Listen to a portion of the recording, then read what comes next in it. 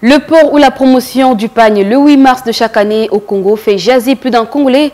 Femmes et hommes remettent en cause cette culture, combien même la ministre en charge des questions du genre pense faire du social à l'occasion. Le port du pagne, une identité culturelle. Fulgence Bikoumou. Aujourd'hui, on ne peut pas condamner le fait que nous puissions donner les pagnes, parce que c'est un vestimentaire qui parle.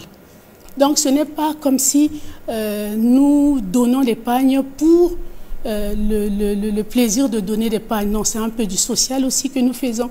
C'est valoriser aussi notre culture. La femme congolaise, sa culture, c'est le pagne.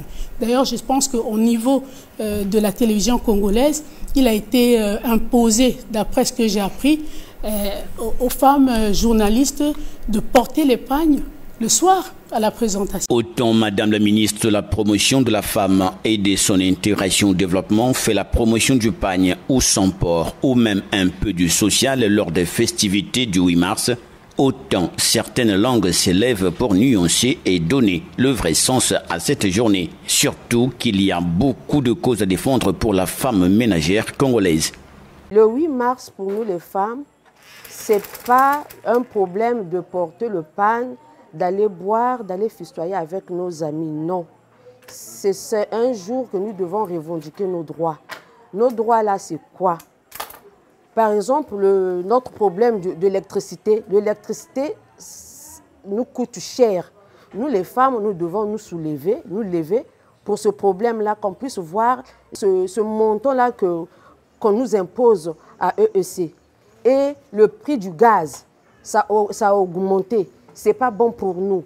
Et les prix des examens pour nos vieillards, pour bien voir nos vieillards là de 3e âge, ne peuvent pas aller encore payer les consultations. Les consultations chez eux, ça devait être gratuit.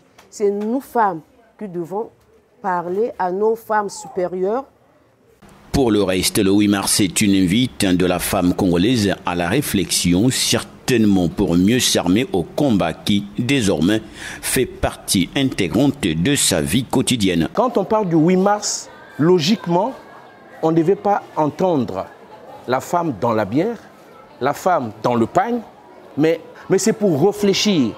Quel est l'impact de la femme dans la société, surtout la femme congolaise? Cette journée du 8 mars, qui devrait être une journée commémorative autour d'une table pour parler des choses qui ont marché et celles qui n'ont pas marché, ce qu'il faut faire face aux droits des femmes. Mais hélas, aujourd'hui, on assiste à une fête de pagne et de dépravation, de boissons et de n'importe quoi.